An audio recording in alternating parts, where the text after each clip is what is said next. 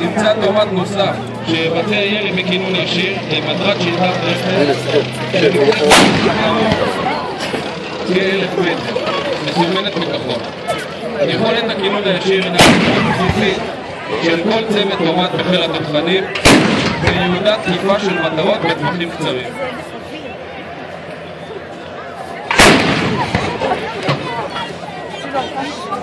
מערך האיכון והמטאורולוגיה. בקצה הימני של המשטח שלפניכם אנו צופים כעת בצוות המטאורולוגיה אשר פרוס ומבצע הפרחת מנות להפסק מטאורולוגי. כחלק חשוב מדיוקי הירי בחיל התותחנים והשפעה על המסלול הבליסטי אנו מתרשמים בתכנונים מטאורולוגיים. נתונים אלו ניתנים להפקה במפות יחידתי ברמת החברה או במפות מטאורולוגיה מדויק יותר על ידי צוות המטאורולוגיה הפרמוס בוליסטי. המקם מבצע עקיבה אחר הבנות ומאפשר הפקות מהימה לתקף למשך שעתיים ברדיוס 30 קילומטרים מתוך צי הבנות.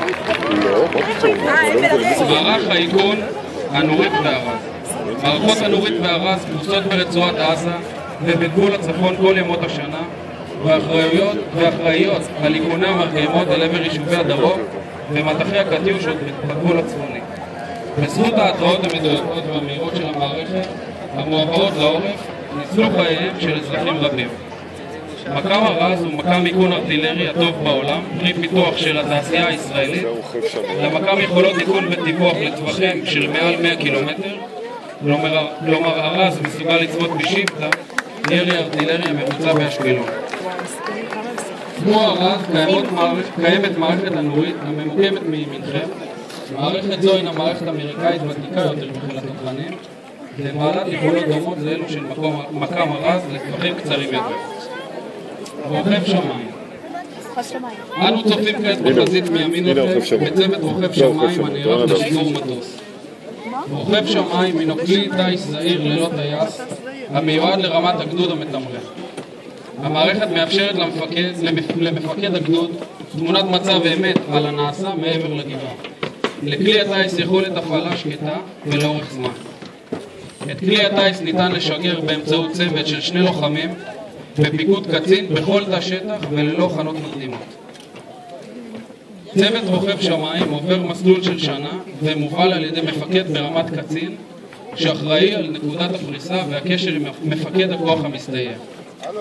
מפעיל אחד אמון על הטסת המטוס ופענוח התמונה, ואילו המפעיל השני אחראי על הרכבת המטוס, שיגורו וניהול העזרים והקשר.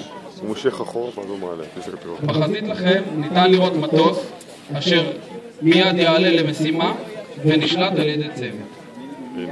בסיום הטיסה הצוות ינחית את המטוס בתזמון ובמקום שקבע ללא צורך בתשתית כלשהי.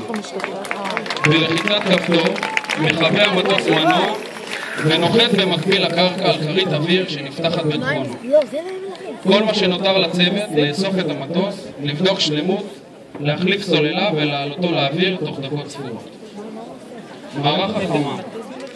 מערך החימוש המדויק מורכב מצוותים יהודיים ומצוותי תצפית וסיור. הצוותים היהודיים מבצעים ירי טילים חכמים לטווחים שונים.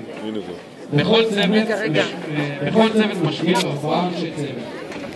צוותי התצפית והסיור הינם צוותים אורגניים המתמחים בהכוונת אש. הלוחמים כשירים לבצע תנועה ארוכה למרחק של 20 קילומטר עם משקל רב על גבם. לצוות אמצעי תצפית יום ולילה לטווחים ארוכים המאפשרים הוצאת נ"צ ברמת דיוק גבוהה. בשל סיווג המערך לא ניתן להציגו בתצוגה זו. מערך המנתץ. בחזית משמאל לנו מסומן ברימון עשן אדום. ניתן לראות במשגר מצודד המתכונן למשימת ירי אותו ראינו יוצא מהבמות בתחילת התצוגה. ייעוד המערך הרקטי הוא השמדת ארטילריית האויב. המנתץ הינו משגר רקטות השייך לעמק העומק הפיקודי ותוקף מטרות בעומק מרחב הלחימה בתחמושת מצרר. את המשגר מפעילים 3 לוחמים בלבד. מקמי הנורית או הרז מאכנים את ארטילריית האויב, משדרים באופן דיגיטלי את המטרות למפקדת הגדוד או מפקדת הסוללה, שם מתבצע תהליך ניתוח מטרה והפיכתה למשימת אש, כך שתוך מספר דקות מצומצם תתבצע התקיפה. מערכת הרמ"ם, רקטה מתוקנת מסלול, גם היא פרי פיתוח ישראלי, מאפשרת ירי בדיוק של כ-30 מטר מהמטרה בכל טווח, וחשוב מכך, מאפשרת תקיפה של מספר מטרות במקביל ממשגר בודד. המנתק מהווה את הכוח האש הקטלני ביותר בכוחות היבשה.